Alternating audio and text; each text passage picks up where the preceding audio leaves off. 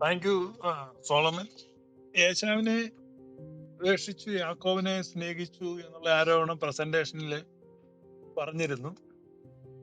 പുതിയ നിയമത്തിന്റെ അണ്ടർസ്റ്റാൻഡിങ്ങിൽ നമ്മൾ വായിക്കുമ്പോൾ ലൂക്കാ സുവിശേഷം 8:3 ഏദോമ്യനായ ഹെറോദാവിന്റെ കാര്യസ്ഥന്റെ ഭാര്യ കൂഷ്യയെ യേശു കർത്താവ് സുഖപ്പെടുത്തുന്നുണ്ട്. അവിടെ യേശാവിനെ തിരസ്കരിക്കുകയല്ല, യേശാവിന്റെ മക്കളാണ് ഏദോമ്യര്, അവരെ സ്വീകരിക്കുന്നതായിട്ടാണ് നിങ്ങൾക്ക് കാണാൻ പറ്റുന്നത്. മർക്കോസ് സുവിശേഷം 3:8 ഏദോമ്യരെ യേശു കർത്താവ് സ്വീകരിക്കുന്നതായിട്ട് നിങ്ങൾക്ക് കാണാൻ പറ്റും.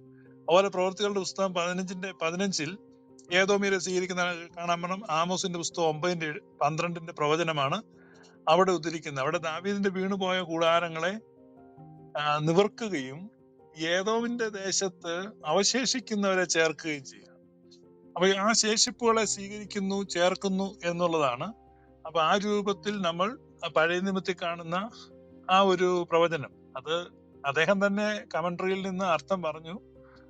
യാക്കോബിനെ സ്നേഹിച്ചു, യേശാവിനെ ദ്വേഷിച്ചു എന്ന് പറയുമ്പോൾ യാക്കോബിന്റെയും യേശാവിന്റെയും ഡിസെൻഡൻസ് ആയിട്ട് വരുന്ന ജനതകളുടെ പ്രവർത്തനങ്ങളെ പറ്റിയുള്ള മുൻകൂട്ടിയുള്ള പ്രവചനമാണ് എന്ന് ഏതോ ഒരു കമന്ററിയിൽ വായിച്ചു എന്ന് അദ്ദേഹം തന്നെ പറഞ്ഞ സ്ഥിതിക്ക് അതിന്റെ കൂടുതൽ വിശദീകരണത്തിന്റെ ആവശ്യമില്ല.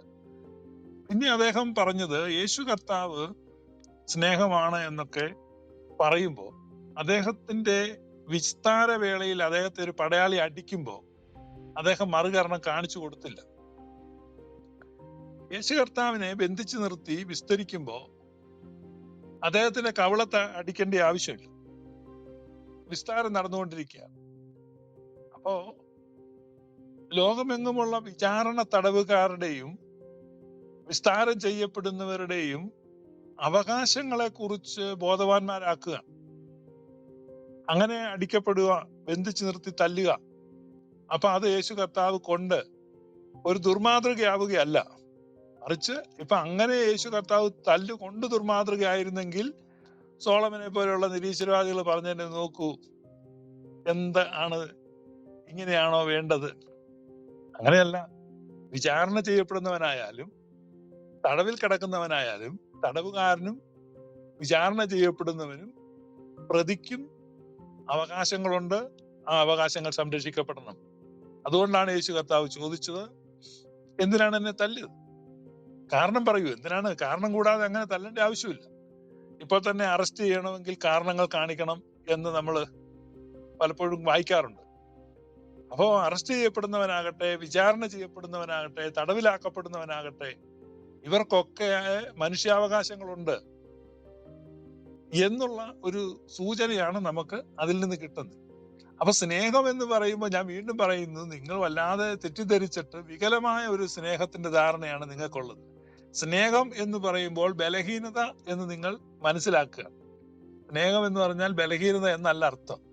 സ്നേഹം ശക്തിയാണ്. അല്ല, സ്നേഹം ബലഹീനതയാണെന്നുള്ള ചിന്തയിലാണ് പലപ്പോഴും ഈ സ്നേഹിക്കുന്നയാള് വൈകാരിക പ്രദർശനങ്ങൾ നടത്തണം.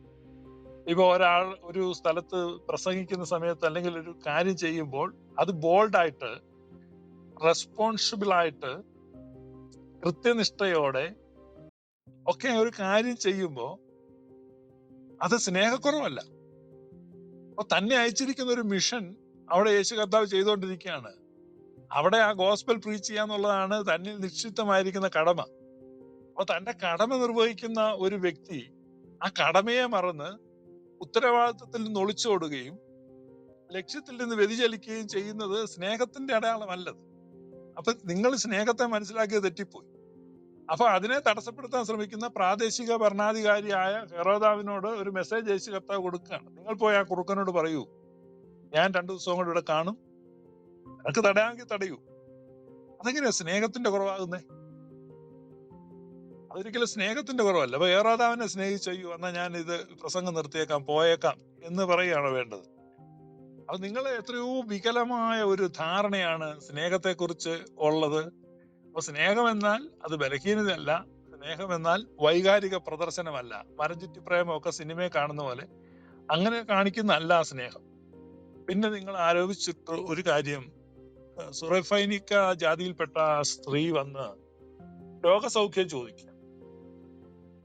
അപ്പൊ യേശു കർത്താവ് പറയാണ്, രോഗശാന്തി, healing is the bread of children, മക്കളുടെ അപ്പമാണ്. അത് നായ്ക്കുട്ടികൾക്ക് കൊടുക്കുന്ന വിഹിതമല്ല. ഇത് യേശു കർത്താവ് പറയുമ്പോ ഇത് അവിടെ യഹൂദന്മാരുടെ ഇടയിൽ വിജാതീയരെ നായ്ക്കുട്ടി എന്നാണ് കണക്കാക്കുന്നത്. അപ്പൊ താൻ ഉൾപ്പെട്ട് നിൽക്കുന്ന സമൂഹത്തിന്റെ കാഴ്ചപ്പാടിനെയാണ് യേശു കർത്താവ് ചൂണ്ടിക്കാണിക്കുന്നത്. അപ്പൊ ആ സ്ത്രീ പെർസിസ്റ്റ് ചെയ്യാണ്. ആ സ്ത്രീ പറയാണ് നായ്ക്കുട്ടികൾക്ക് ക്രംസ് കിട്ടുമല്ലോ. അപ്പൊ യേശു അവരെ അപ്രീഷിയേറ്റ് ചെയ്യാണ്. സ്ത്രീയെ, നിന്റെ വിശ്വാസം വലുതാണ്, you have A great faith. അവളുടെ പ്രാർത്ഥന കേൾക്കുകയും അവളുടെ കുഞ്ഞിനെ സുഖപ്പെടുത്തുകയും ചെയ്താണ് വിടുന്നത്. യേശു ഒരിക്കലും ഒരു സ്ത്രീയെ നായ്ക്കുട്ടി എന്നോ നായ എന്നോ വിളിച്ച് ആക്ഷേപിക്കുകയല്ല ചെയ്തത്. മറിച്ച് അന്ന് സമൂഹത്തിൽ നിലവിലിരുന്ന ആ വ്യത്യാസത്തെ എടുത്തു കാണിക്കാം. അത് നേരെ തിരിച്ചുണ്ട്. ശമര്യക്കാരത്തി സ്ത്രീ, ശമര്യക്കാരുടെ സുഖാർ എന്ന പട്ടണത്തിൽ യേശു കർത്താവ് ചെല്ലുമ്പോൾ കിണറ്റിങ്കൽ വെച്ച് ശമര്യക്കാരത്തി സ്ത്രീ, വിജാതീയ സ്ത്രീയാണ്, ആ സ്ത്രീയോട് യേശുവാണ് അവിടെ റിക്വസ്റ്റ് ചെയ്യുന്നത്. ഇവിടെ ഈ സ്ത്രീ യേശുവിനോടാണ് റിക്വസ്റ്റ് ചെയ്യുന്നത്. ഇവിടെ യേശുവിനോട് ഈ സ്ത്രീ വന്ന് റിക്വസ്റ്റ് ചെയ്യുമ്പം ഈ കമ്മ്യൂണിറ്റികൾ തമ്മിലുള്ള വ്യത്യാസത്തെ യേശു കർത്താവ് ഹൈലൈറ്റ് ചെയ്ത് കാണിക്കുകയാണ്. മറിച്ച് ശമരിയ പട്ടണത്തിൽ വെച്ച് യേശു ആ സ്ത്രീയോട് ഇച്ചിരി വെള്ളം തരാമോ എന്നാ ചോദിക്കുന്നത്. അപ്പൊ ആ സ്ത്രീ പറയാണ്, നീ യഹൂദനായിരിക്കെ ശമരിയക്കാരത്തിയായി എന്നോട് ചോദിക്കുന്നത് എന്തിന്? നോക്കൂ, അന്ന് നിലവിലിരുന്ന സാമൂഹിക വ്യവസ്ഥിതിയാണ്. അപ്പൊ സമൂഹത്തിൽ അങ്ങനെ ഒരു ബാരിയർ ഉണ്ട്. ഈ രണ്ട് ഇൻസിഡന്റിലും യേശു കർത്താവ് ആ ബാരിയറിനെ പൊളിച്ചു കളയുകയാണ്. സുറൈഫൈനിക്ക ജാതിക്കാരുമായിട്ടുള്ള ബാരിയർ ആകട്ടെ, ശമരിയക്കാരുമായിട്ടുള്ള ബാരിയർ ആകട്ടെ, രണ്ടും പൊളിച്ചു കളയുകയാണ്.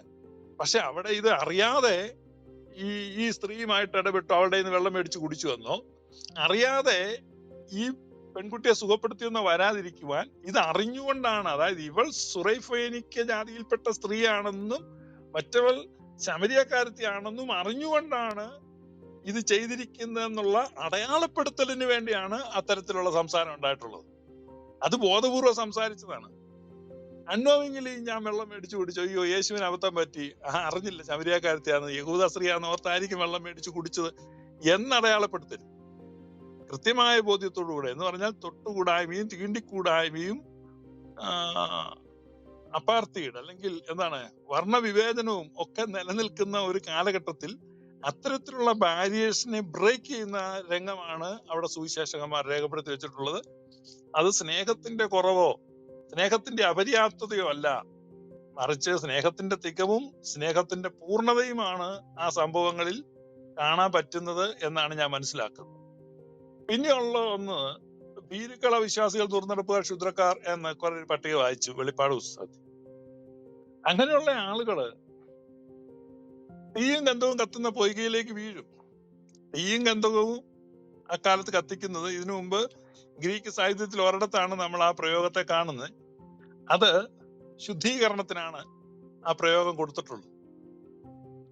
ലോഹങ്ങളെയൊക്കെ ശുദ്ധീകരിക്കുന്നത്, വെള്ളിയിൽ നിന്ന് കീടം നീക്കിയാൽ തട്ടാൻ ഉരുപ്പടി കിട്ടുമെന്നാണ് ശലോമൻ അതേക്കുറിച്ച് എഴുതുന്നത്. സോ അവര് ശുദ്ധീകരിക്കപ്പെട്ട് പുറത്തു വരേണ്ടതിന് വേണ്ടി അവരെ എന്നേക്കും തള്ളിക്കളയുകയല്ല. അവർക്ക് ഒരു പോലീസിലാവട്ടെ, മിലിറ്ററിയിലാവട്ടെ, അർദ്ധസൈനിക വിഭാഗങ്ങളിലൊക്കെ ആകട്ടെ, ആളെ എടുത്തു കഴിഞ്ഞാൽ അവര് വരുന്നപടി അവർക്ക് യൂണിഫോം കൊടുത്ത് അവരെ സേനയിലേക്ക് സേവനത്തിന് അയക്കില്ല. അവർക്ക് മതിയായ പര്യാപ്തമായ പരിശീലനം കൊടുക്കും, ട്രെയിനിങ് കൊടുക്കും. അപ്പൊ ട്രെയിനിങ് കൊടുത്തിട്ടാണ്. ഒരു വിറകാണെങ്കിൽ പോലും നമ്മൾ കീറിയാണ് അടുക്കി വെക്കുന്നത്. അപ്പൊ അതുകൊണ്ട് തന്റെ ബാൻഡിൽ ചേർക്കുവാൻ അയോഗ്യരാണ് അല്ലെങ്കിൽ അപര്യാപ്തത ഉള്ളവരാണ് എന്ന് കാണുന്നവരെ ഒരു ശുദ്ധീകരണത്തിന്റെ പ്രോസസ്സിലേക്ക് കടത്തിവിടും എന്ന് മാത്രമാണ് വെളിപ്പാട് പുസ്തകത്തിൽ എഴുതി വെച്ചിരിക്കുന്നതിന്റെ അർത്ഥം. അപ്പോ യേശുക്രിസ്തു ദൈവസ്നേഹത്തെ ലോകത്ത് വെളിപ്പെടുത്തുകയും യേശുക്രിസ്തുവിന്റെ സ്ലീഹന്മാർ ആ ദൈവസ്നേഹത്തെ പ്രഘോഷിക്കുകയും ചെയ്തപ്പോ അതിനോട് ഡിസ്പ്യൂട്ട് ഉണ്ടെങ്കിൽ വളരെ അവ്യക്തമായ ചില വാക്യങ്ങൾ എടുത്തിട്ട് അത് ഇങ്ങനെ ആയിരിക്കാൻ സാധ്യതയില്ലേ എന്ന് ചോദിച്ച് അസംഷൻസിന്റെ അടിസ്ഥാനത്തിൽ എതിർക്കുക എന്നുള്ള നയമാണ് എതിർ സംവാദകർ സ്വീകരിക്കുന്നത്. അതൊട്ട് സ്വീകാര്യമല്ല. നരകത്തെക്കുറിച്ചൊക്കെ ആണെങ്കിൽ അത് മറ്റൊരു വിഷയവും മറ്റൊരു സംവാദവുമാണ് എന്ന് ഓർമ്മിപ്പിച്ചുകൊണ്ട് ഞാൻ ക്ലോസ് ചെയ്യുന്നു. 9.5 മിനിറ്റ് എടുത്തിട്ടുണ്ട്. Thank you.